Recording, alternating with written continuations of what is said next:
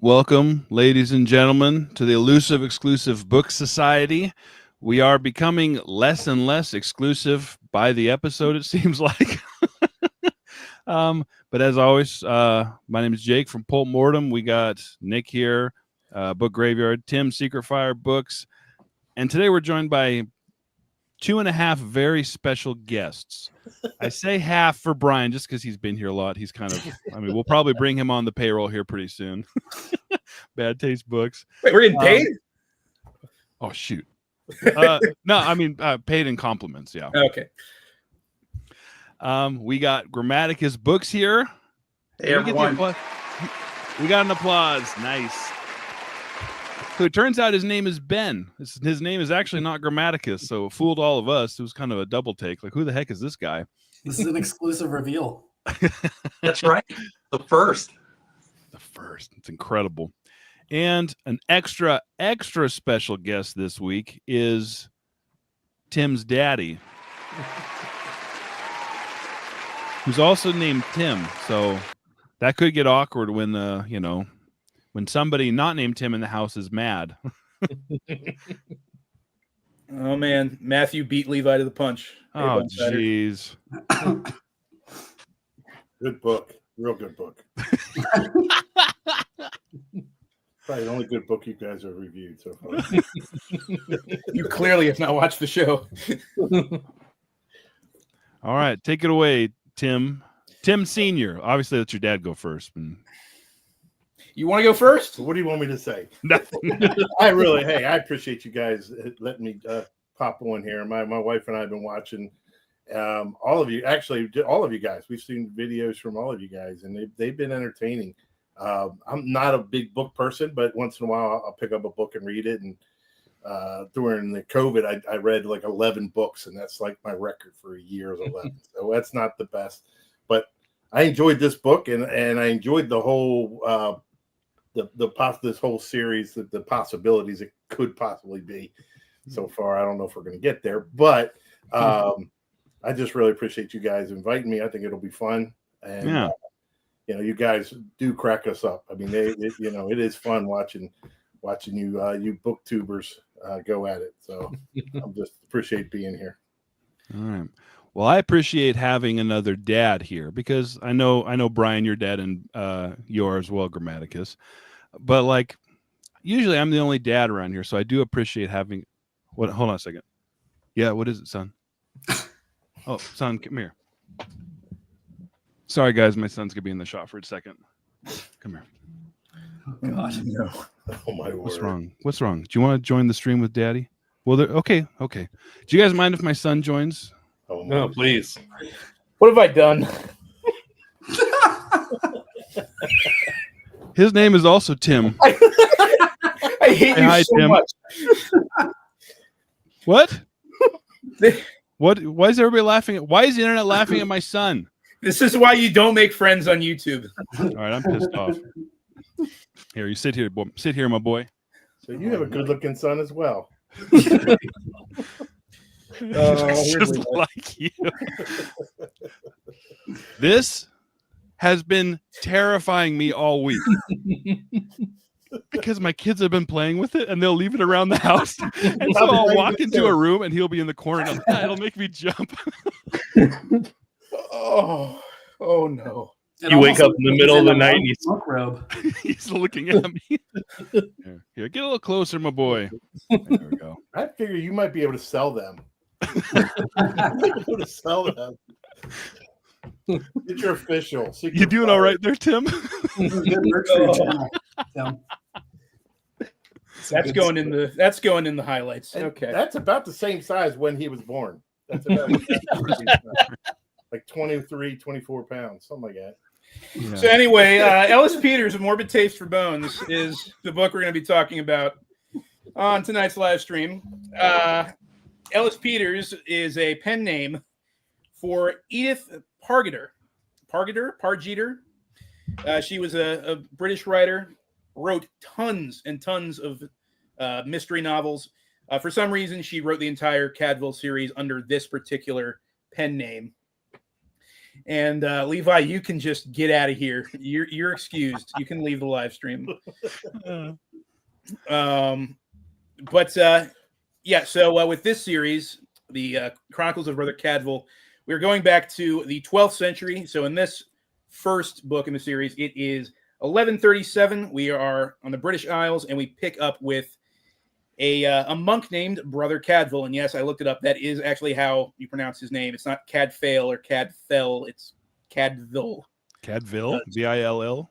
Cadville, yeah. Vol, Cadville. Because Welsh is a crazy language. But so we pick up with Brother Cadville. He is a Benedictine monk of the where is it? The Abbey of, what is it? St. Peter and St. Shrewsbury. The Shrewsbury Abbey, essentially. And yeah, so he's kind of joined the monastic order late in life. I think the book says he's somewhere in his mid-50s around this point. And so he's a little different from the other monks. He was a sailor. He was a soldier. He fought in the Holy Land during the Crusades. And so he's much different from the other more pious, politically minded monks that he's cloistered with.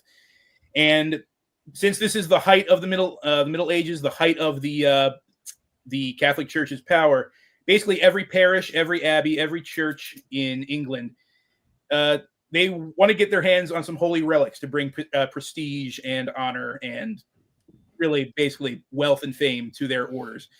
And the Prior Robert, who is in charge of the abbey, decides that he needs to find some saintly relics to bring back to the abbey. And thankfully, in fact, coincidentally, one of their order, Brother Columbanus, was recently miraculously healed at the site of a pool that was blessed by Saint Winifred of Wales. And so that's all they need to set off on this quest to find this little Welsh village that's said to house the remains of Saint Winifred. They're going to convince the townsfolk to bring them back to the Abbey at Shrewsbury. And while they're there, they start butting heads with the locals in this town in Wales. And sort of the village, he's not really their leader, but he's the wealthiest person in the village, this guy named Ricciart, who is a landowner. He's having none of it. He does not want the saints' remains taken. And it makes matters worse when the prior Robert actually tries to bribe him. And he says, "That's it. I had enough. We're calling this off." Well, thankfully, he's able to smooth things over, and they decide to get another meeting together to discuss this. But the next morning, when this meeting is supposed to take place, Ricciart is dead. They find him dead on the side of the road with an arrow sticking out of his chest. And so now, not only do they have to defuse this situation with the Welsh villagers, they have to find out who murdered this man. And the mystery kind of unwinds from there. So first and foremost, I want to hear your guys' first impressions. What were your first impressions on A Morbid Taste for Bones? Whoever wants to go first can just speak up. Guess it's Well, if that intro sounded boring, it is. What did you say, Brian? You say it was boring. If that description sounded boring, it is. Well, I think Tim covered like more than 2/3 of the book with that right there. And Yeah, I mean, it's I slow was- moving. I was thinking it was a 12th century Colombo kind of thing. Oh, that would have been awesome. Yeah, I mean that's what I kind of thought, and it kind of was getting that way. And I don't want to go too far that, but my first impression was that it was going to be like a medieval, not medieval, but 12th century Colombo with a bunch of monks and priests. And I mean, so there are like 21 books in this series. So I think this is definitely like the setup. That said, I'm sure we'll get into it. Yeah, the setup is very kind of gradual. It is a slow burn. It's about, I mean, I know I summed up like the first half of the book, but that's the setup for this mystery. This is a mystery novel, and that's basically the entire setup. Yeah. So Ben, what were your first impressions of it? Well, my first impressions were that it wasn't Bum Cider or the Texas-Israeli Wars, which is based on your guys' past episodes. That was fully what I was expecting to get into. And I started reading. I'm like, man, this is actually good. Wow, this is a book. But I got about halfway through, or up to the point where they find Resharp murdered in the woods, and they start inspecting, the angle that the arrow went into the chest. I'm like, wow, this is like reading like a CSI Miami episode, except that CSI Wales. But I liked it. I thought it was really good. I liked it. It reminded me a little bit of Patrick O'Brien in the Master and Commander series.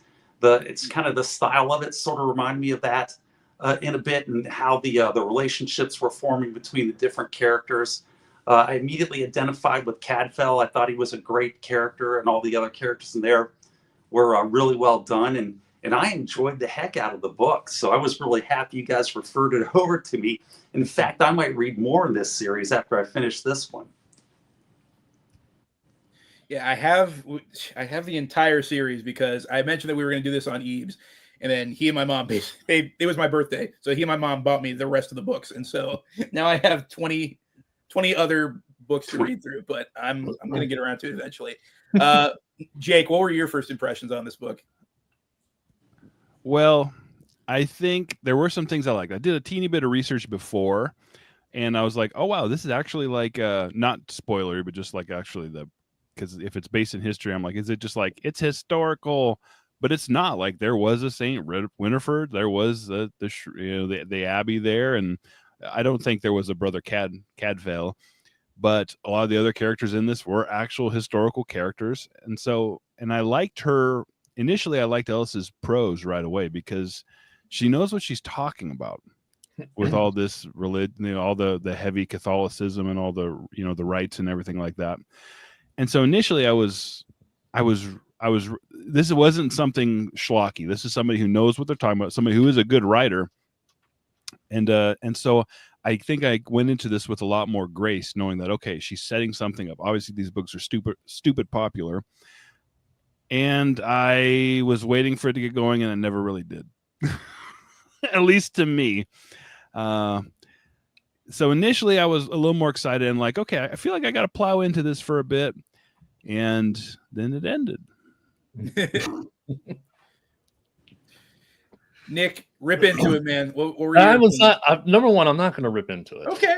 Brian already did that. I didn't think that it was boring, and I also agree with Jake that the writing was like amazing. It was legit. It's how I would imagine they talked. Yeah. Like it really added to the atmosphere. I loved that it was a mystery that takes place back in time.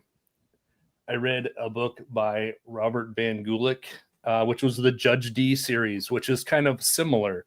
It's I forget what era, somewhere around the same time, but it's like a Chinese detective who solves mysteries.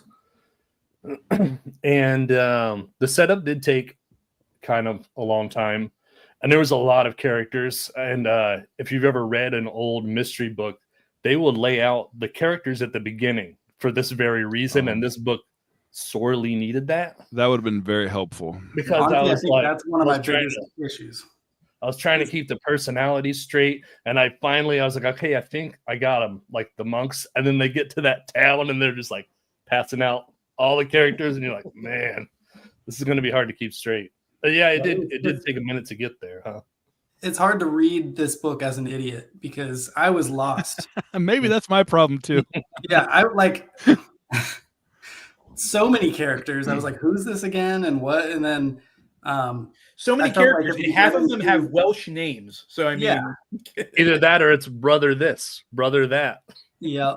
And at the beginning too, I understand everything that's happening at this point, but at the beginning they're just like it's slow, but it moves very fast with the initial setup where they're going to this town to look for the remains of this saint. And I had to like flip back. I was like, what are they doing? And what are these remains? And what, like, it happened so quickly that I was like, I don't even understand like what's going on.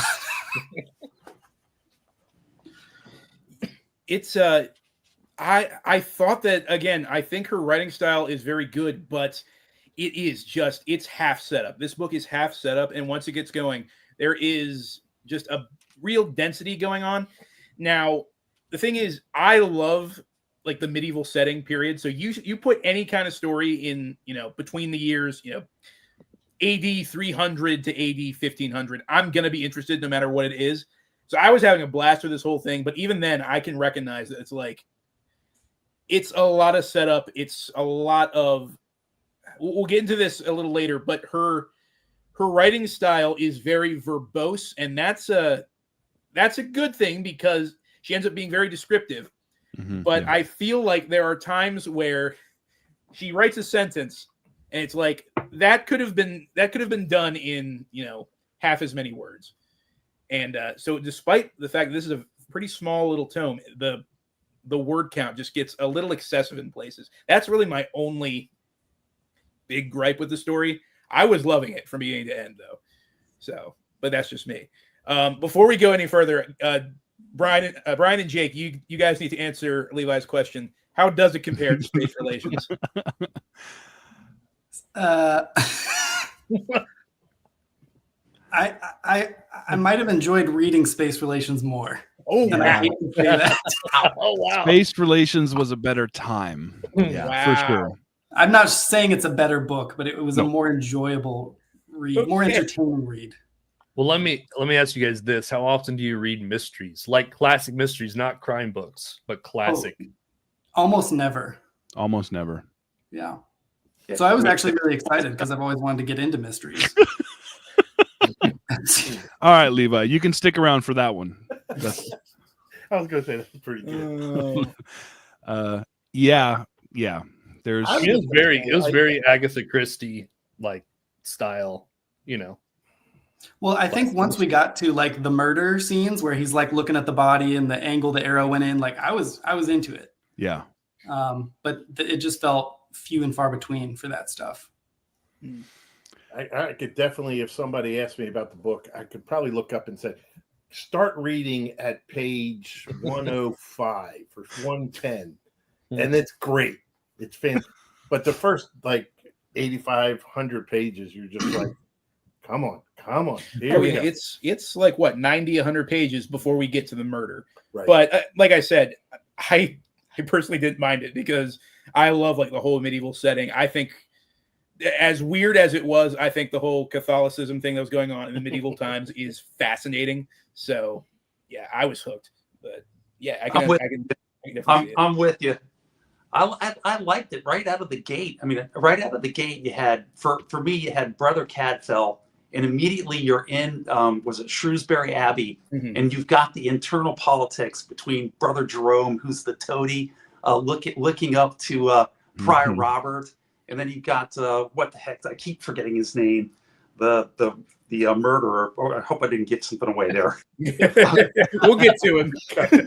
I'll leave off his name. But you've got him setting up this miracle, and then Brother Jerome's jumping in and trying to capitalize on it. And then you've got Prior Robert, who's described as a half saint, half idiot, who jumps in on the whole thing. And I was hooked. I was hooked from page one on this novel and just absolutely loved it.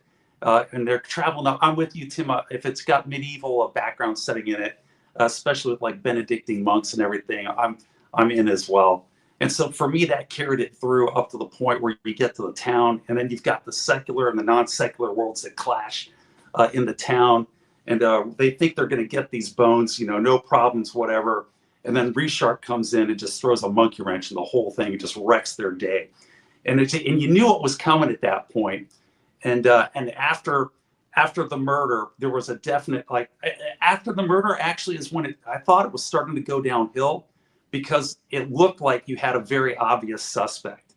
And then the author, Ellis Peters, who's Edith Pargetter, she throws a good twist into it. She threw a good monkey wrench in it.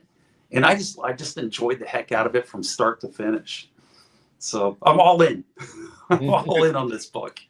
So I wonder if you ever think like in most mysteries, like somebody is killed much earlier.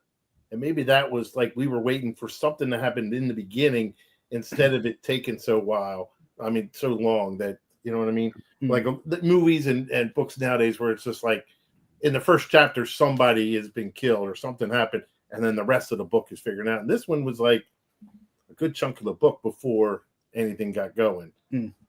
I mean, opinions aside, like I'm wrong and Ben is right, because this is on tons of lists of like the greatest crime novel of all time and stuff. I think your enjoyment of this, or maybe your appreciation, goes up with your IQ. Wow. Well, you know, We want him to come back on the show sometime, Jake. Come on, man. Goblin left a comment. I don't know if you put it up there or not, but he said to be a Holy Saints church, you're supposed to have a relic or a literal piece of the body of a given saint. And I didn't know that. So the relic thing was confusing to me from the get-go. And I feel like some knowledge of history would really help. I gotta say, I didn't know anything about the history or the church stuff. I didn't know. I was going in blind completely, but it didn't bother me. I don't know what your problem is, Brian. I didn't know it was a required thing, but that makes more sense though. I know this was a while ago. To answer your question, Richard, no, this is not a Redwall book. Similar themes, believe it or not, but no. Just replace all the people with mice, and then it is. The thing is, if you did, it might actually make a really good Redwall sequel, believe it or not. Hey, highlight the book thing. Oh my gosh, that's right. See, I forget we have people who actually live near these kind of places. Mark, the whole time I was reading this, I was picturing you in a monk's robe. Perfect. That's awesome. Eric Wagg's here as well. What's up, Eric? Eric. I will say I did enjoy that, and I don't know if you guys noticed this as well. I found the book actually pretty funny in a lot of spots. There's like a lot of, I feel like there was purposeful comedy in there. Oh yeah. Yeah. Well, when like especially the ending, kind of, you know, the little. Right. I'm not going to go into it, but. Well, is it funny that the Saints head, was taken off and then they put it back on? Well, I mean, it's part of the mythology. It's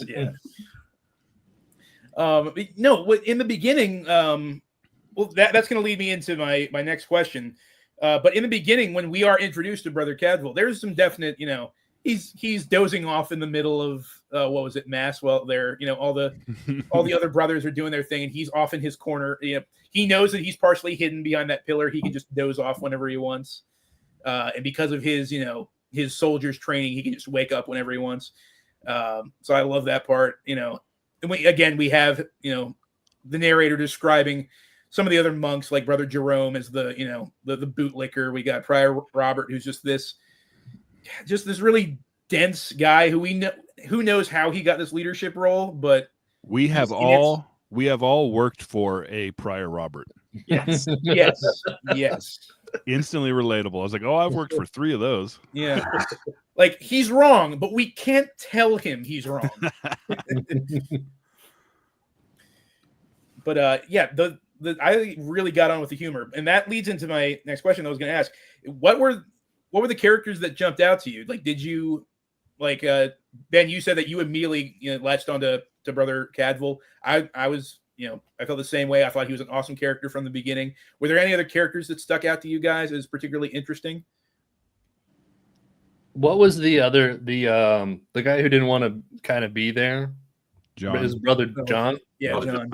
Yeah, I liked him. I liked that the Brother Cadwell was not a career monk. Mm-hmm. That it was, so it kind of like disassociated him from the politics, I guess, of the monastery a little bit, and it gave freedom to what he could do and say. Yeah. But yeah, Brother John. He'd be like the one person that you look forward to seeing every time you go to mass. It's like, he's cool. He was the one guy who had actually outside experiences outside of the cloister. He wasn't the quote unquote cloister rat. Mm-hmm. So he brings in that worldly experience and knowledge to it to kind of ground everything. And And he was a Navy guy, so I had to like him. Oh yeah, Cadwell. Did they say that he's in the Navy or? Yeah, he was a captain. Yeah. Oh, that's right. Okay, that's the awesome. Pirate Wars after going off in the Crusades. I'm like, all right, I'm in. Yeah. Well, that was one of my favorite aspects of his character too, is that he's got this like adventurous checkered past, but he just wants to spend his time gardening. Mhm. Yeah. Yeah. I like how That's they keep mentioning the ladies. That was the thing. Yeah, at the beginning of the book, they go off. He has this list of women that he remembers fondly. Yeah. yeah. Oh, and the ankle scene.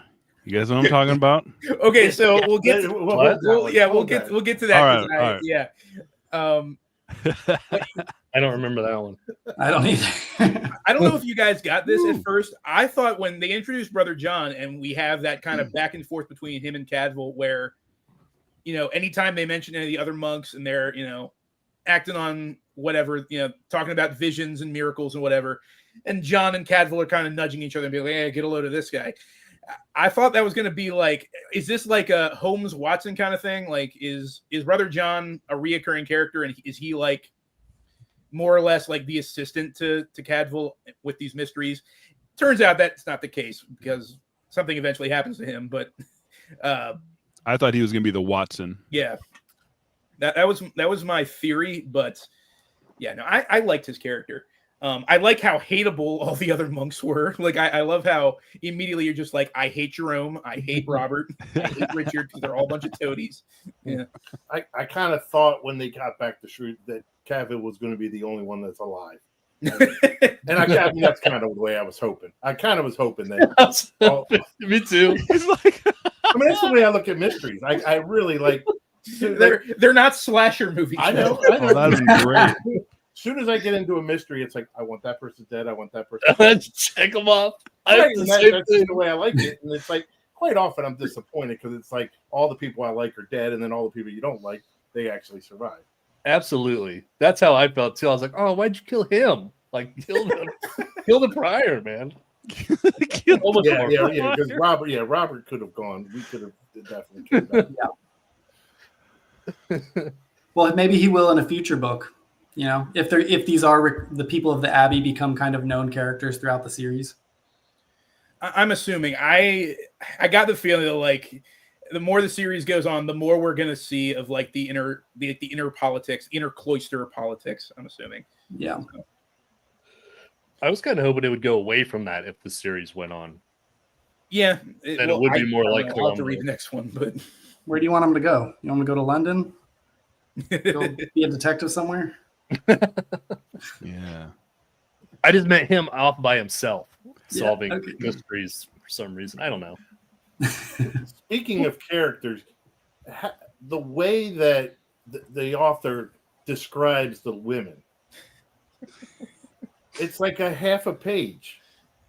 It's just like, and I mean, I kind of have to go back and like look back to the first part of the paragraph, like put it all together. Like, what exactly does the person look like? Because it was so long. The description of the women from a female author, it was a little much. Like, I'm not sure if I know who this person is, what this person looks like. we do know that basically what she's getting at is every female character in this book is beautiful for some reason. They had apple blossom cheeks. Every Yes. single female had apple Yes. blossom cheeks. They're putting the rouge on every day. Yeah. Apple. Yeah. I don't know what that means. I know what apple bottom means, but apple blossom. Know what I mean, guys? Right, fellas? I hate that thing's still in the shot. I hate it so much. Every time I look up at Jake, I Next giggle a little bit. Roger. Can we zoom on? Can we zoom out at Jake and just on the No. sun? I'm putting my foot down. I'm in control of the stream. That is not happening. Yeah. Ben had a good idea. He said it's like Roger in Michael Oh, Javon Roger videos. You Javon. just have that in all of your videos. Oh, As like a yeah. little I buddy. got a tie. Oh, lovely. Well, that brings me to the next point I wanted to bring up. So once the mystery finally gets underway, we now have a bunch of characters. We have a list of suspects. Was there one person at the beginning that you thought, because it's literally called a medieval whodunit. So in your opinion, when they first find that body off the side of the road, who done it. Because I was pretty sure it was one of the Welshmen. For some reason, I kept thinking it was one of the Welshmen. Yeah, I thought it was the original suitor, the Yeah. denied suitor. That's who I Oh, thought as well. The God, Yeah. approaching. It's a good one, vintage. it's okay, little Tim. Look at that face. Perpetual horror.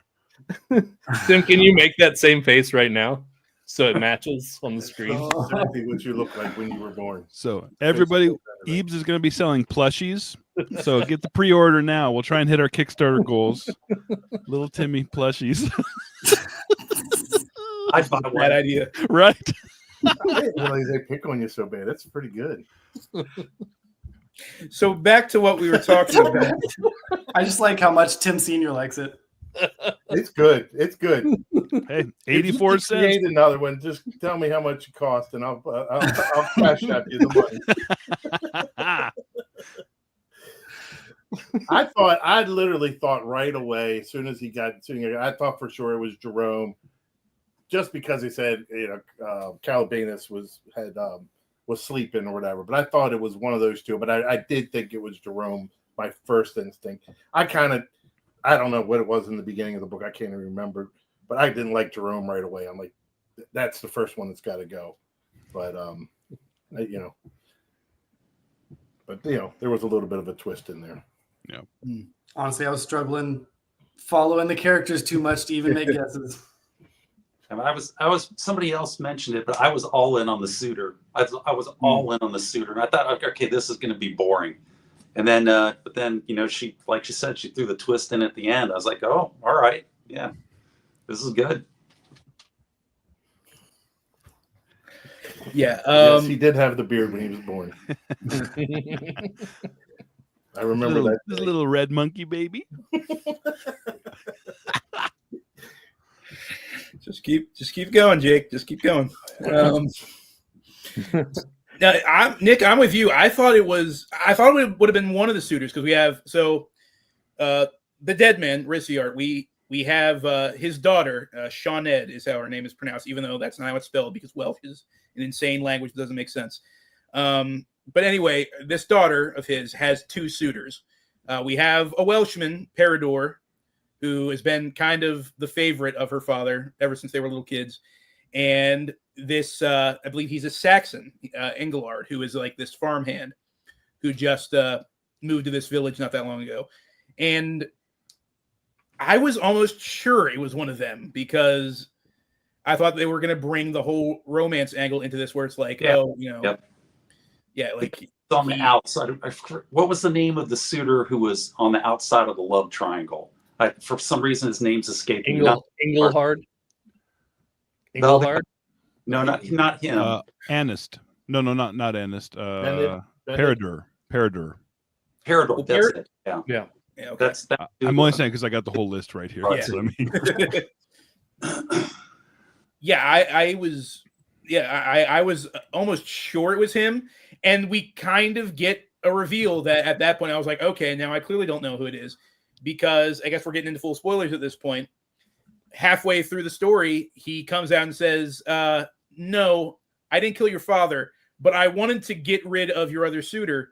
So I took one of his arrows because the two of us go hunting all the time. I took one of his arrows, and when I found the body, I cut an extra wound into the front of his chest, turned him over, and stabbed him with the arrow to sort of get this other guy out of the way.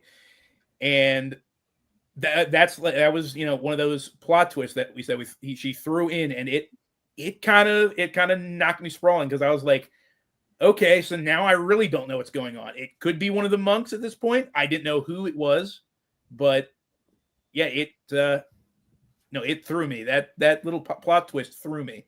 So it keeps you guessing. I think she did a good job of that.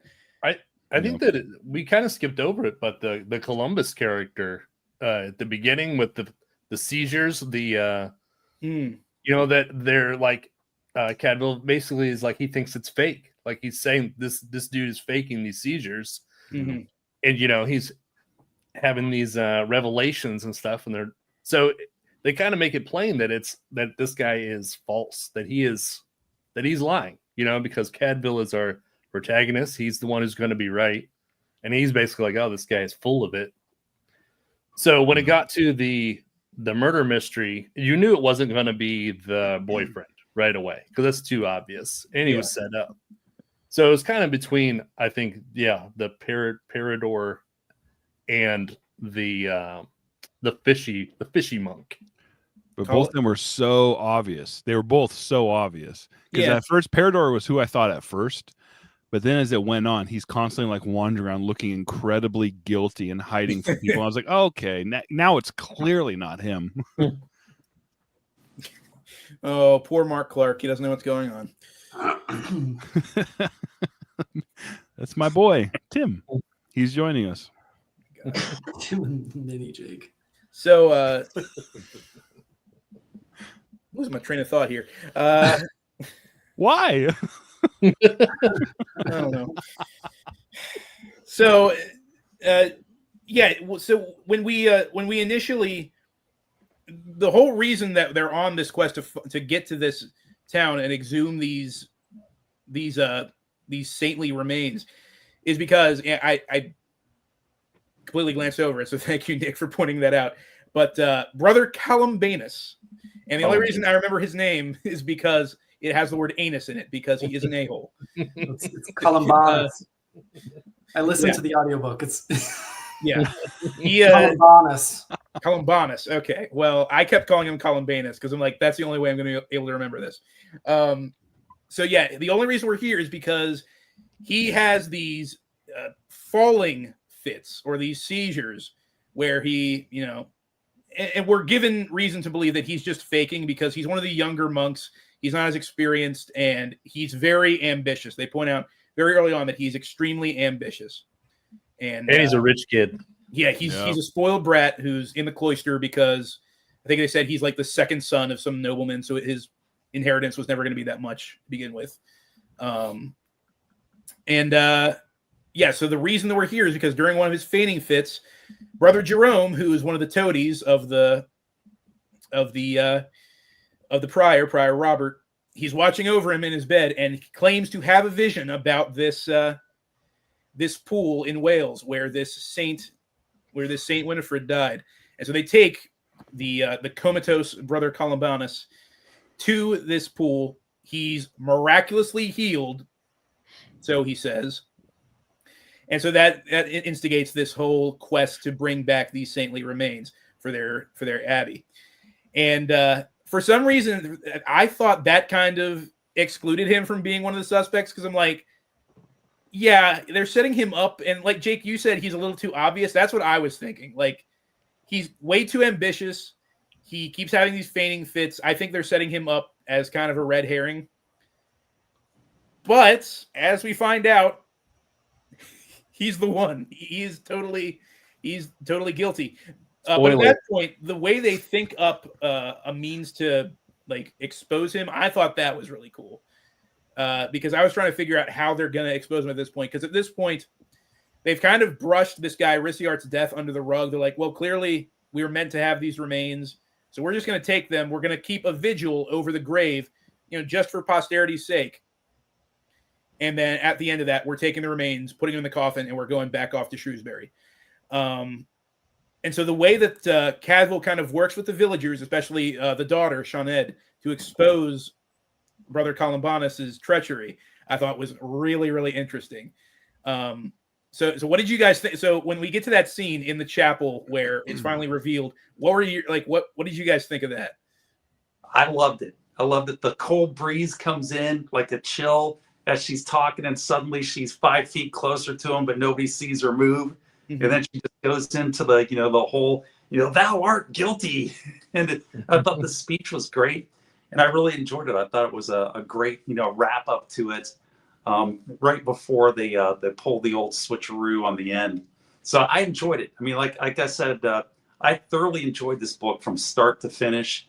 And I would absolutely, go on and read some more of these Cadville mysteries. But I thought it was great how she wrote it. I thought it was done perfectly. And then she gets, too close, and all of a sudden you wind up in this confrontation. Although it seemed to take Cadfael a little long to get there once the component starts trying to knife her, like gets like 4 or 5 swings in at her before he can get in there. Yeah. But I liked it. I liked it a lot. Yeah, like you said, it took a little while for him. For some reason, he's a little sluggish in jumping to this girl's rescue as she's, confronting her father's killer. But the funny thing was, though, before we get to that, did you guys have any other thoughts on that scene, that big reveal? Nick, Jake, Brian? I kind of I enjoyed it. I was like, okay, this is kind of I was half expecting it from the cover, and this is exactly what happened on the cover. I was like, okay, that's cool. I figured they would do some kind of reveal. I agree with what you said, Ben, about the how he was kind of slow to the uptake. But the thing was, was what I liked about Brother. It's what I liked about Cadfael and what I did not like about him. I think it's what I liked about him and what I didn't like about reading this is because he's not 100% invested. He's kind of lackadaisical about everything. And because he's in retirement mode, and so he's kind of literally everything. Like even when he's solving this murder, he's like, okay, at one point I did the crack up laughing because he's like, okay, I'll tell you what we're going to do tonight. But first, I need to eat something. Can you bring me some meat and cheese and maybe some wine? And like, so he's not, it doesn't seem like he's not too invested into everything that's happening. He's like, if this works out, it works out. I guess I'll try my best. I don't know. At least that's maybe, could you guys agree with that? Maybe that's just my take on him. That's kind of what's funny about it to me. Yeah. Yeah. And so like I said, I like that about him, but I didn't necessarily like that about how it made me invest in it, if that makes sense. Because if our viewpoint protagonist is just like, this kind of sucks. Whoops. Well, I guess it might be nice if we get this figured out before I have to go back to my garden. If we do, that'd be cool. If not, man, I don't know. It didn't make me buy into the stakes of finding all this out and getting all the justice, I guess. Maybe that's just me. I did notice there were quite a few times where it's like, drama. Oh, I'm going to hang out with the villagers and drink some mead or whatever. Yeah. But yeah, I understand what you're saying. Or squeeze a nap in, things like that. I was kind of bummed that they discounted the Parador guy so early, and then you're like, okay, well, the mystery's over. Like it was almost like an early climax. Yeah, they got to get the real guy, but I mean, you're kind of like, it's pretty narrowed down, I would have liked to have it more compact, I think. Do you think a second, I don't know how they would fit it into this, but do you think like a second murder would have like shook things up? Like if maybe one of the monks shows up dead? I honestly, for how many characters, I feel like it needed more suspects. Because you knew it wasn't the boyfriend, and once you took him out, then it was like, then you're like, well, is it, it's got to be one of the monks or it's got to be the suitor guy. So it pretty much just nailed it down to like 2 people. That's fair.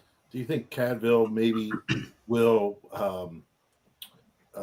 evolve a little bit more, in the next, the next book is one too many corpses. Corpse too many. Corpse too many. Oh, so there's more than one.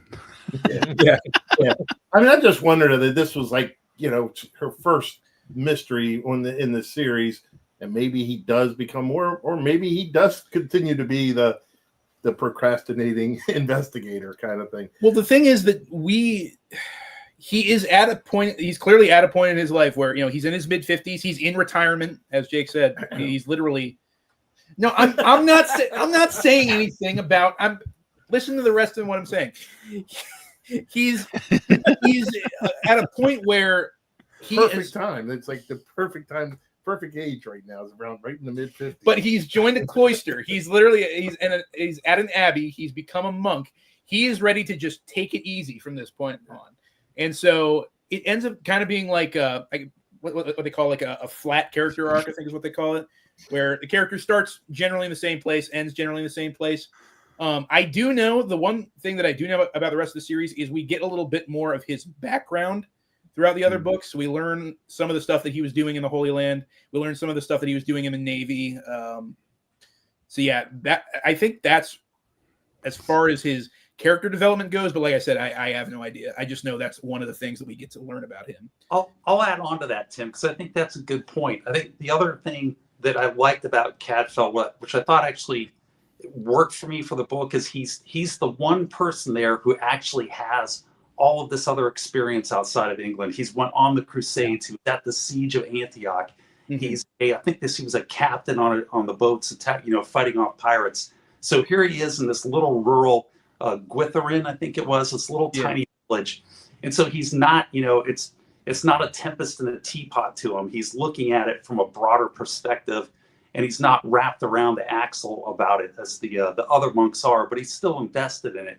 And I think that's why it worked for me. But at the same time, I can see Jake's point. I think Jake does make a good point that he does seem a little lackadaisical in certain parts of the book. But in some ways, I think it did play into the character that they had built, starting on page 1 where they're talking about how he's different from all the monks at Shrewsbury Abbey.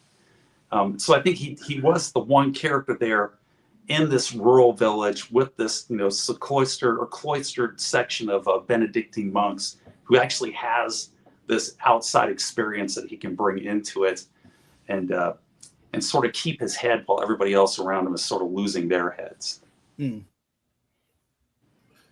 As far as that scene, I do really like the whole, and there's a lot of mysteries where the whole like mystery Catholic or religious thing, where was it a ghost kind of thing, or was it really not, kind of, the whole, just the way that they find out who it is like, and she comes in like, this is the, Sinead or whatever. Sinead comes in like, here's the saint reincarnated or something. And just that there's a lot of mysteries like that are very interesting. Like the whole religious mystery kind of thing is kind of cool. And that was definitely the best part of the to me, the best part of the book.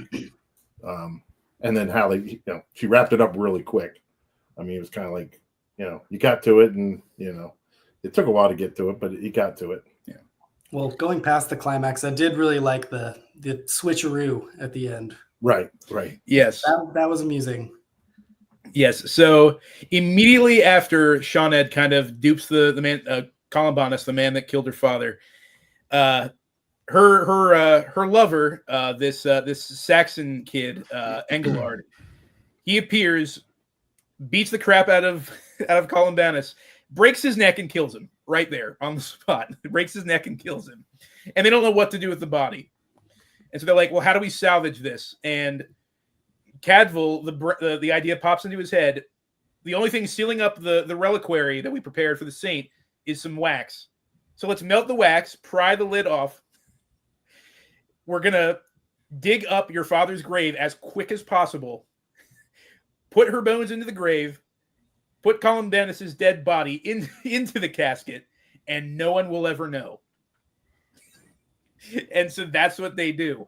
And so it is this like really darkly comical switcheroo. Yeah. And it's implied that like when the monks get ready to leave, the whole village knows what's happening, because one of the kids must have like told someone, and it gets passed around the grapevine. And they're all like, "Oh yes, sad to see her go, but we'll send her on her way." And they're all helping, all the villagers are helping load the casket onto their cart, and they're seeing them off and being all happy and cheerful. I thought that was hilarious. Mm-hmm. So yeah, Brian, I'm with you. It was a great little switcheroo at the end there. And then they talk about like all the miracles happening at the other site or whatever. That was funny. Yeah, and Prior Roberts he's pissed because there's no miracles happening back at their abbey whatsoever. Sorry, he's getting fussy. Keep going. Oh my gosh. But what about the fact that Engelard accidentally killed him? Like they were like, "Oh, did I really break his neck?" That was for us. I just thought I knocked him out. I mean, I can't believe I killed him. He's dead. Oh no. And then who was it that said, "Man, these remains are a lot heavier than I thought they were"? I loved that part. Yeah. I love that. I loved that too. So what's up? Burn Enough just showed up. Those of you who don't know, Burn Enough just found his channel. He's freaking awesome. Oh, cool. Military sci-fi, fantastic. All he talks about military sci-fi. It's a great channel. You guys check it out. Richard, why you gotta jump on the dad jokes with everybody? Don't encourage me, Richard. Yeah, don't encourage him. Jake has enough to work with on his own. Okay, that was funny. Goblin, that was funny. Elliot. You know what's funny though? I hate Reese's Pieces. What? Oh. My wife is probably dying like laughing. I hope Mom doesn't watch this. There, my boy. Anyway, but no. So when they load it onto the, I can't remember what it is. When they load the casket onto the cart, someone does say this feels really heavy, and then how do they pass that off? I forgot. The village tore all the monks out of the way and grabbed the casket, so they can't tell how heavy it is. Yeah, but They why put is it it so on to- heavy? Gadfield says something like, because of the awesome power inside, that she carries with her, it is is why it's so heavy or something. Some total Yeah. BS kind of, Well, that's what I thought was hilarious. Like, you don't expect these, Benedictine monks to just be lying about stuff like this, but it's funny. Yeah.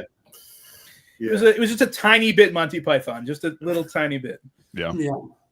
Well, I assume Grammaticus already said that he's going to read more, and I assume, Tim, you will, but, does anyone else intend to continue reading through the series? I don't. I'm definitely reading the next one. The next one, the cover. Do you have it? The cover's cool. Yeah, I can't It's reach- like I can't reach it. It's right like now. 2 nooses, and that. Yeah, the next one I'm definitely reading. I was going to wait till after we did this, and then I'm probably going to hit it. Maybe even tomorrow afternoon. Start hitting it. Gosh. No. I don't think so. The reason why is and it's not like, I don't hate this, just to be clear. I don't hate it. It's well done. I understand why people like it. But I think I started to lose steam when you talked about, Nick, with that initial early climax. It's like, okay, and then now what are we doing? And maybe I'm just not used to early climaxes. Come on. Sorry, I've been sitting on that one for a while. Channel. Been sitting on it for a while. Keep talking, Jake. Keep talking. Just sit in that one for a minute. Yeah, let it sink in. I think I would give another one of these books a chance. I don't know that I will immediately, but one of my favorite parts about it was the Cadfael character. So, like, if I could, maybe maybe another mystery would work better for me. But I don't know that I'm going to jump into it immediately. Has anybody seen the show? I was going to ask that. I thought about it, but no. Did you watch it? No. I also considered watching it and just didn't. But I didn't know there was one. When's it from? What era? Like 94 to 98, I believe. yeah, it's like a British show. Yeah. Was it a whole show based on this, or did they just It wait? was a mini series. I think it was like a BBC mini series. Yeah. Oh, so it was British too. That's good. Yeah. I like the actor. I can't remember his name, but I like him a lot too. He's really good. Oh, okay. Is it Rowan Atkinson? Is that who you That'd be pictured? incredible. He's in every British thing. It's Rowan Atkinson, right? Yeah, Mr. Bean, and that's it. No, he plays the latest Maigret Oh. and the Maigret mystery series. So That's his name. Thank you, Duncan. Yeah, that's right. That's Character right. He's a good actor. you all from what, Mr. Bean? Oh no, that guy. No. But he's great in Mr. Bean. Rowan Atkinson's a good character or a good actor. Viewers are knowledgeable. Yeah, Richard brings up a good point. He was in Blackadder. He wasn't just in Mr. Bean. He was in Blackadder. He was the main character. I'm definitely jumping on to the next one soon. He'll probably have to beat him to it.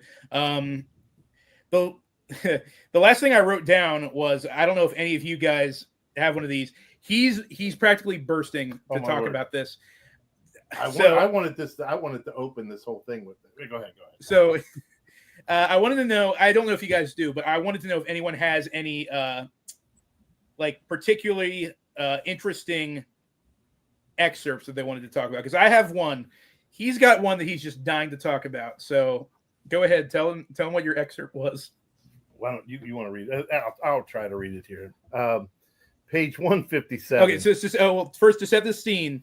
I believe it's the blacksmith's daughter, Ernest.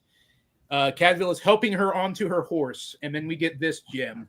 And Jake already almost ruined this. But Cadville cupped his hands for her foot to give her a lift onto the pony's broad back, and the fresh scent of her linens and the smooth coolness of her ankle against his wrist as she mounted made one of the best moments of that interminably long and chaotic day. As long as I may live, girl, he said, I doubt if I shall ever know two creatures with less wickedness between them. I was like, really? It's like this monk. The back of his hand brushed her ankle, and it made his day. Yeah. That's hot. That's hot, right? Hey, in 12th century England, that is hot. I mean, I just died. As soon I died laughing when I read that part. I was like, oh my word, that is hilarious. But anyway, Levi just said brother Tarantino. It's true. right. It's true. Whew. Yeah. Not ankle. Yeah, that's good. Actually, That was my favorite part, the ankle scene, for sure. I actually have a. Mark's getting the case of the vapors. Oh, everybody's going crazy now. Oh, that's good. I have a. As many as you know, I also collect old antique books as well, and I have a 1936 edition of the Columbia University Press Medieval Handbook of Penance. Oh no.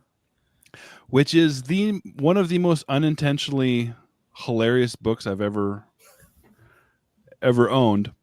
And so I looked up, what happens if you're digging on an ankle. I looked it up, and this is the penance. All right. You guys ready? Apparently, this ankle scene spoke to many of you. He who is polluted by an evil word or glance, yet did not wish to commit bodily fornication, shall do penance for 20 or 40 days according to the degree of sin, typically bread and water. Wow. And he didn't do that, so Brother Catfield's a bad rebel. monk. He's a rebel monk. He's a rebel monk. Yeah. Flagellation, that's right. Oh man. Jake's Speaking of, Mark, right on time. Yeah, great book. Yeah, great book, fantastic. Oh man, I don't know if you guys had any other excerpts. Mine was much more wholesome and a little more inspiring, but mine was on page 93. Cadville says, I can't remember what the context is, unfortunately, but it was kind of this little poignant moment where he says, meet every man as you find him. You For we're stole all mine. made. Meet every man as you find him, for we're all made the same under habit or robes or rags. Some better made than others, some better cared for, but on the same pattern all. So I thought that was a nice little poignant moment that he had there. But yeah, it's not nearly as spicy as ankle on wrist action, I guess. Ooh. Well, that's deep. That's the deep philosophy there. Mine wasn't quite that deep, but Nick should add this book to his sleeves pile, says Levi. This is the coziest. This is the coziest book I own. I don't know what you're talking about. This is the most wholesome book Nick owns. See, Tim Senior knows what the viewers of this show want, though. Yeah. Oh my goodness. Oh yeah. So, is there anything else that is there anything else that you guys wanted to touch on? Any excerpts or any moments that spoke to you? I guess. Oh, I really liked the guy that got killed. I thought he was amazing. What a great character. What a great guy. I love how insulted he is when that guy tries to pay him off. Mhm. Like, Oh yeah. you come in here and you're gonna desecrate my town, and then you think you're gonna hand me a bag full of money and I'm gonna walk away. Like, oh man, that dude was the best. Mm-hmm. The best. It was heartbreaking when he died. Mm-hmm. I thought he was dead. Like as soon as that, I was like, okay, he's dead. He's Correct. dead. Yep. As soon as he stood up to Roberts, I was like, he's dead. But Yeah, that guy was he was my favorite. I kind of was like, man, they could have, if they would have killed a monk instead, then they would have had more suspects. You would have had the whole town, because these monks are trying to take this part of this town, and you had so we had the introduction of the whole town. Not to mention that there was power struggles inside the monastery. Mhm. Like you could have had maybe a better mystery, and one that wasn't so obvious, because it had the personal stuff going on. could there have been one murderer that killed a monk and the rich guy? Mhm. That would have been both of them. Yeah, I didn't take any quotes though. Yeah, I got nothing. That actually was my quote, Tim.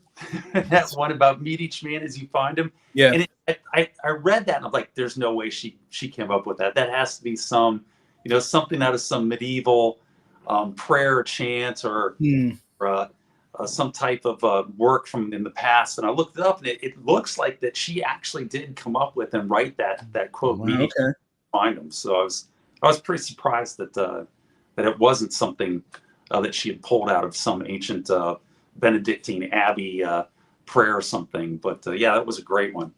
Mm.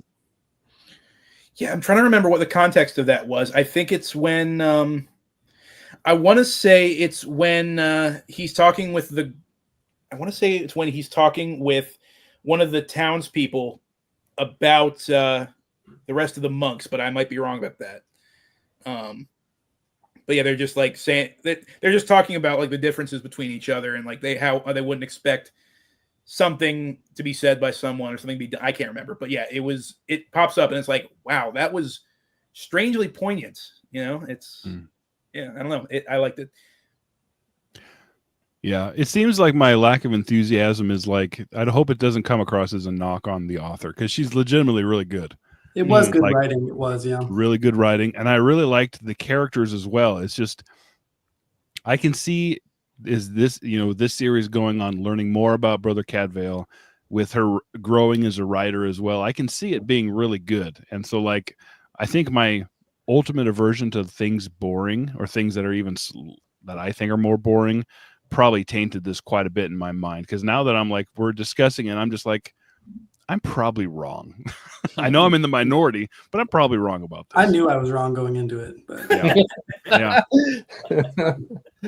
I mean, if you guys don't like it, you didn't like it. I mean, I didn't think it was the greatest mystery of all the mysteries I've ever read. But yeah, I mean, there was, the parts of it that I brought it up was the historical aspects, the way she wrote it. It was so legit. It was like you were there, But yeah, as far as the mystery went, I found it kind of disappointing. Well, there's 20 other books in the series. I'm pretty sure they're all like episodic, more or less. So I don't know if I'm going to read them in like publication order, and I might skip around. I'll have to look up more about it. But yeah, it went on for 20 volumes for a reason. People love those books. I like the art. I like the art of the book. I mean, all of the books are really cool. Yeah, they are cool looking. You the should cover art is fantastic. one of you guys should do a 5-minute video just showing the cover art for all of the books. I mean, they're all, I don't know what you call it. What did you say? I thought it was like a stained glass kind of thing. Yeah, was it I think Tim already showed them all off in a video. Yeah, I did a live stream where I hauled most of them that we got that one day. But like mosaic art or something. Kind of it is, but like it's clearly, I don't know what you call it. It's just this old. It's meant to be like something that you'd find in like an old medieval manuscript or something like that. It looks very. Yeah, I think it's got to be stained glass inspired. That's what because there is like a geometric kind of thing to it. So I saw a bunch of hardbacks that were just the same exact cover that were really, even the hardbacks are even cooler. They're bigger and they're just a cooler looking book. You do it, Tim Senior. You're starting your YouTube channel Oh, after this, aren't you? Phew. No. Yeah, No. He'll probably show up in some other videos occasionally, but oh my gosh, Jim from Mystery Mayhem just popped in. No, dude, I mean you missed the major conversation, but trust me, we'll stick around for a little bit longer. Glad to have you, man. Yeah, no, there's what were we talking about? There's another series of covers where it's like they're very simple, but the first letter of the title is like it looks like something in like a medieval treatise or manuscript where it's like the first capital letter is like super elaborate and patterned and everything. It looks awesome. These books have some great cover design. It's fantastic. And you guys know I love covers. So and the title to each book is like totally nothing like the other one. I mean, it's like there's well, like I love the ice version, and I mean some of them are just let's see, Monk's Hood, St. Peter's Fair, the Leper of St. Giles, the Virgin in the Ice, the Devil's Novice, Dead Man's Ransom, One Corpse Too Many is the next one. yeah. Did you say Monks in the Hood? Yeah, Monks in the Hood. Because I'm down. Yeah, like from East LA. The Potter's Field, The Holy Thief. An excellent mystery. That's the only generic one. An excellent mystery. Oh, that's terrible. That's Hey, in the book. That might be the best one. In the future books, does it have the character list at the beginning of the book? I haven't checked, but like again, they should do that because that'd be helpful. But I don't know. Well, this one says the first chronicle of Brother Cadfael, St. Peter and St. Paul. At That's what I was trying to Shrewsbury. remember. Yeah, St. Peter, St. Peter Paul. and St. Paul. Yeah. But yeah, I'm definitely looking forward to checking out the rest of the series. So something I wanted to, I mean to talk about this on all the EEBS streams, and I never get around to it. I wanted to ask, what are you guys reading? So what's everybody reading now that we got EEBS out of the way? I guess we'll go in a circle. Nick, what are you reading right now, man? I'm reading that Dumbala, man, and it is awesome. The Is it Charles really? R. Saunders, and it's like, I don't know if anyone watched the boxing video, but I talk about that fight, that World War II fight between Joe Louis and Max Schmeling, the rematch.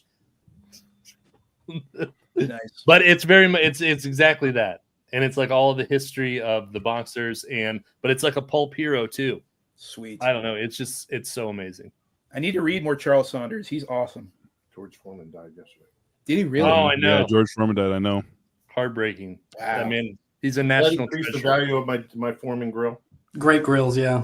This is not even a joke. I was grilling something on my George Foreman grill, like I use it as a panini press. I've had this thing since I was like, I got it when I bought my first house. I was like 24 years old. I bought this thing or something like that. So I've had this thing for like 16, 17 years or something. And it's finally starting to die. And I was just thinking like, dang it, I need to go. Do they even make these anymore? I need to go get another George Foreman. And then, yeah, the very next day I found out he died. I was like, oh, are you kidding me? Wow. Does it hurt you, Nick, to think that some people associate him as the grill guy instead of a Yes. boxer? Yes. It does. To be fair, that's how I first heard. Yeah. I'm He's sure he wiping, does. wiping his eyes with Yeah. $100 bills Watch some from of his. his boxing matches is pretty incredible. Pretty He incredible, was- especially when he got older, where the people would beat the tar out of him, and then he'd hit the guy one time, and the one guy and it would be a knockout. It was like It was- he could hit 50 times, and then he'd hit the guy one time, and the fight's over. Yeah, that comeback was everything. Oh yeah, The gap was so crazy, oh yeah. and the fact that he came back just because his town needed money. Yeah. Like he wasn't even doing it for himself. He was like, there was a rec center that he had, and he wanted money for this rec center, and it was about to close because his old partner like stole all this money. So they were going to close this rec center that he opened. So he went back into boxing to raise money, and he never intended to go all the way to the top. He was just doing it to get the money for the rec center. The guy was awesome. He was a terrific human being. Yeah. really likable character. That's for sure. Anyway, Oh. how we got into that? As boxing, it's whatever. Jake, what are you reading right now, man? I just finished, I don't know if you can see behind me, Rogan by Paul James. Mm. It is the most obscure science fiction book I could possibly find. There's nothing on this. So I'm just now editing a review for that. And I'm actually about to start The Parasaurians, which we are reading next for the Elusive Exclusive Book Society. Yep. So this is going to be Saturday, April 5th on my channel at 6 p.m. Central Time. So April 5th, we're reading The Parasaurians by Robert Wells. I was about to start this right after we're done here, pretty much. Okay. Unless my kids want to play, unless I got, after I put little Timmy to bed here. But yeah, we're going to be joined by Richard Rempel at Vintage SF. Awesome. And we still possibly another guest we're trying to nail down. They're trying to find the book, but yeah, that's gonna be a lot of fun. Can we expect some Joe jokes in the Rogan video? Yes. What? Yes. I missed that one. I'm in the process of editing Joe Rogan. No, I'm in the process of editing, and every time I say Rogan, I pop a picture of his sweaty face on the screen. I knew there was going to be something. Right. Oh, goodness. Ben, Grammaticus, what are you reading right now? I just finished reading Our Lady of Darkness by Fritz Lieber. Ooh, okay. And I tried to shoot a video on it, and I just kept screwing it up over and over. So I'm going to have to, once I get back from, I'm in DC, once I get back from the hotel here, I'm going to try to shoot that video again. Mm-hmm. And I've been working on, seems like forever, this one here. Oh, Snow Crash. Nice. And I'm that far into it. And I don't know, I keep going back and forth. I haven't made up my mind about this one yet. So it's no good. Anybody else has read Snow Crash, if they got an opinion on it, thumbs down. Is that what I saw over there, Brian? Too smart for me. Yeah. To be fair, every time I hear about that book, it's either people saying, yes, it's amazing, one of the best science fiction books I've ever read, or no, I hate it. So I don't know what to think about that one. I think it has some brilliant science fiction concepts in there. He dives so deep into linguistics and capitalism and just fascinating concepts. The book itself is written in this ultra stylized prose that is at times cool and interesting and at times irritating. But I think once you finish the whole thing, you're kind of like, I don't know, what was the point? I don't know. I didn't like it, but I'm 300 and some pages into it. I'm like, when is the plot going to coalesce in this thing? yes, It's all over the damn place. It is everywhere. To be honest, that's at the point. That's far beyond the point where I DNF it. If I don't get the plot moving, that's I can't go that far. But good on you. Good on you. But I don't know. I've heard mixed things about that book. Now I've only read Fritz Leiber's his fantasy, like the Fafhrd and Grey Mauser stories. Yeah. What is that what you said? Our Lady of Darkness. Yeah, is that a horror story or what is that? Yes and no. It's a fascinating book. It's dark urban fantasy with some horror elements into it and some autobiographical elements. I just finished it. It is straight up. It's an autobiography. It's Fritz Leiber writing about a couple weeks of his life living in his shoes in 1977 San Francisco when he's living in a one-room hotel in a boarding hotel. It's just for poverty-stricken people, and he's actually living in this hotel, poverty-stricken, and he just puts this like thin veneer of Maskarovka over the top of this dark urban fantasy. And he's really just describing what it's like to be Fritz Leiber for 2 weeks in San Francisco in 1977, getting over the death of his first wife, trying to recover from alcoholism while he's still doing barbiturates and opioids and all this other stuff. Yeah. And there's other weird things going on. And it dives into Jungian psychology, and his subconscious mind is pulling up all these like phantasms that are haunting him. It's out there. It's a really different book, but it's really fascinating. I was gonna say, because like I said, I've read a bunch of his Fafhrd and Grey Mauser stuff, and I love that. But he's just a very interesting writer. He's got an amazing writing style. So I need to try out. I mean, if it's nothing like I've read quite a bit of Fritz Leiber, his horror stories, and all of his Fafhrd and Grey Mauser stuff. This is it's very different. It's in a whole other box off by itself on the side. And that's why I tried to shoot the video on it like 4 or 5 times, and I couldn't get the tone of the video right. I couldn't really capture everything that was going on in it. So I just kind of scrapped it, put it on hold while I was on this trip here, and then I'm going to try to shoot it when I get back. Do you write it down before you shoot it? Yes and no. Well, I'll do an outline, and then I'll try. What usually happens is my first take will be way too freaking long. It'll be like 20+ minutes, and I'm like, I've got to condense this. But when I talk through it the first time, in my mind, it sort of starts coalescing the main talking points, and then I'll try to, on a piece of paper, just break it down into categories. Okay, I want to start talking about this, and that leads to this, and this sort of makes some sort of a logical progression for the video, and then condense my talking points so that I don't ramble too much, which I tend to do, and that's about as far as I go with it. I don't think you ramble at all. That's no. what I was wondering.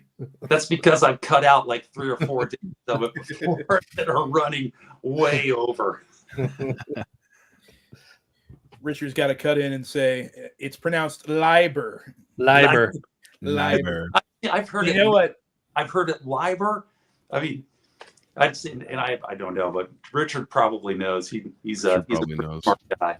I found an interview with him, and this kid is interviewing him in this like dark room. You can barely see it, and the kid actually calls him Lieber, and Prince Lieber. He's like 100 years old, and he's like, "My name is Lieber." Well, there you right up.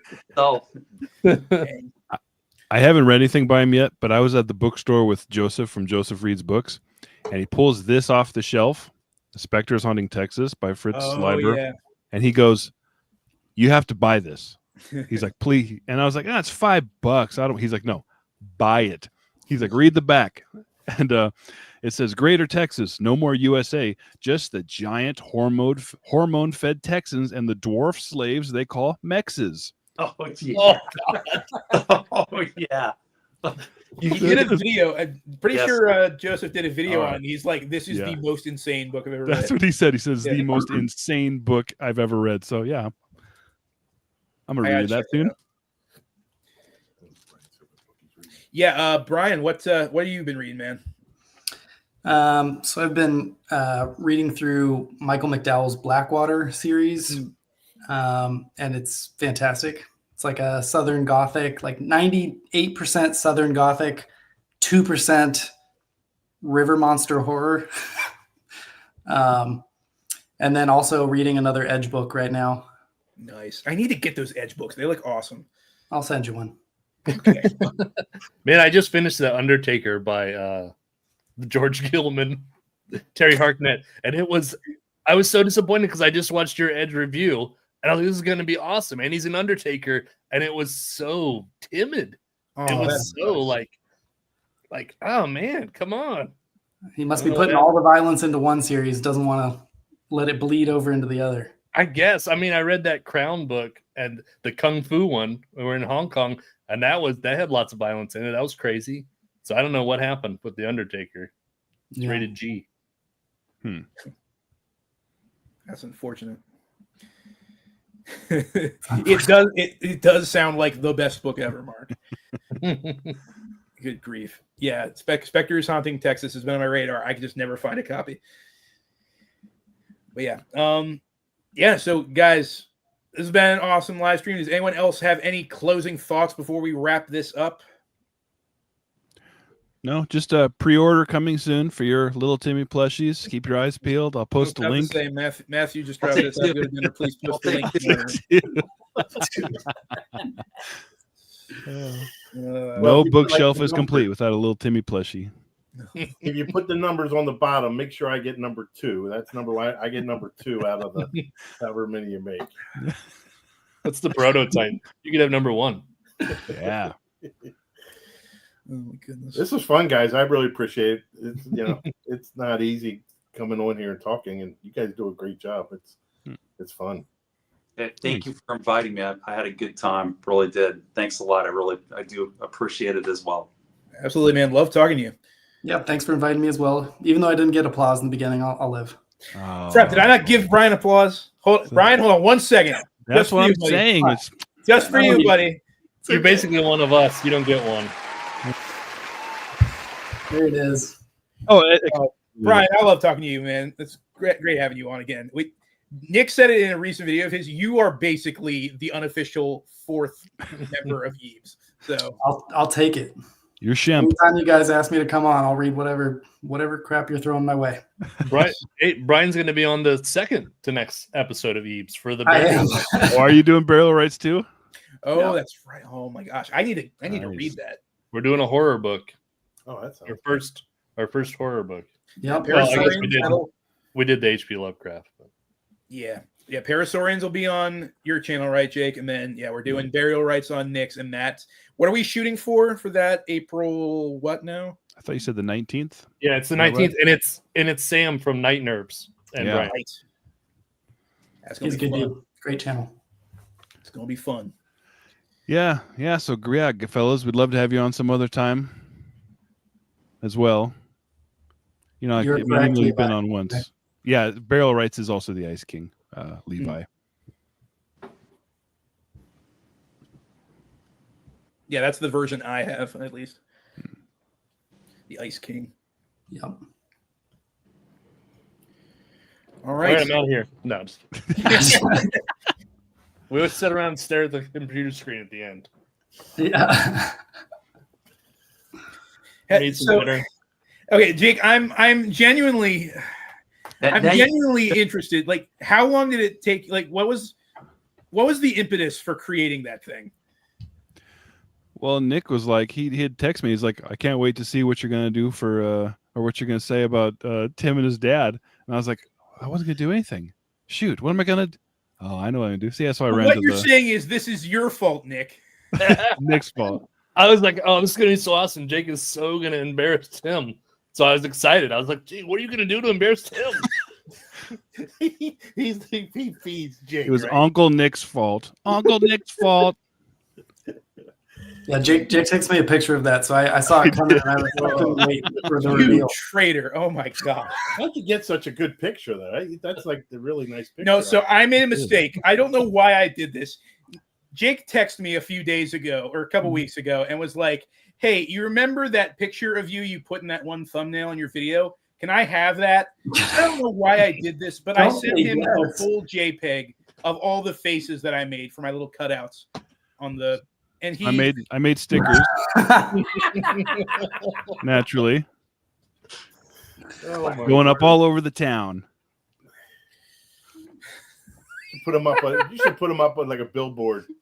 We have a billboard. We should have like a billboard somewhere in Baltimore here close to our house that Timmy doesn't know we're coming home from church, and there it is up on a billboard. We'd all chip in for that. You're right. Show me a Okay. little Tim. You're with a- definitely loved, man. You're loved on this. Yep, sure. We'll do that. Yeah. Hey, if they didn't love you, they wouldn't be treating you this way. I True. know. I We got love you. you, Tim. Oh, bobbleheads. Good idea. Dude. We need some bobbleheads. Oh my gosh, that'd be awful. Yeah. Thanks for getting that idea, Duncan. Appreciate it, man. All right, we'll get some merch going. Just For be sure. careful because I can make T-shirts all day long. If you Oh my gosh, that's right. Oh, that's what we should have done. Got Nick to make everyone a T-shirt with Tim's face, and then we all just show up. That's a brilliant idea. We please not. Oh, we don't forget all about it. We won't ever do anything like that. Don't worry about it. That's such a good idea. Okay, I don't want to be on stream anymore. Yeah, you do. You love it. Oh, okay. Well, keep doing a great job, guys. All of you, man. I've seen all of your videos. They're great. From someone that's not big into books, you guys do make it interesting. And Oh yeah, what book are you going to be reading? I don't read a whole lot of fiction. I'm reading a nonfiction book, Confronting the Presidents, which is by Bill O'Reilly, and it's just like 5 or 6 pages of each president, and it's interesting. And you find out that most of the presidents were alcoholics, and James Buchanan, by far, according to Bill O'Reilly, James Buchanan is by far the worst president ever. And he basically his whole term, he was drunk every day, and it's interesting stuff. But I'm not much into fiction. I'm more of a nonfiction reader. Well, Jake's got something to say from that. No, I don't. Everybody's looking at Jake like, what's he got? No, we're gonna hear it as soon as we get off stream. He's gonna say something. No, I'm not. Stop. All I was gonna say is my favorite thing about Bill O'Reilly is when they caught him on camera, like freaking out on everybody. You know what I'm talking about? Oh yeah. Freaking out on his staff. Oh my gosh. yeah. We'll do it live. We'll do it live. Oh, it's the best. Right. What did they say? Like, people on television that are most likable on television are the ones that are the worst in public. Like, the most unlikable in real life. And hopefully Bill O'Reilly ain't watching this. Yeah, hopefully Bill Bill O'Reilly is not watching our live stream. I love that he's got it on his sippy cup. It's not a sip. Well, it is his sippy cup. You're knocking my books over. I legitimately go to the gym that? with this. And yeah. You knocked over Elric. Sorry, Elric just bit the dust. Anyway, wrap it up there. Yeah, Wrap that's how it I was up. hoping it was going to end. Oh my gosh. Okay.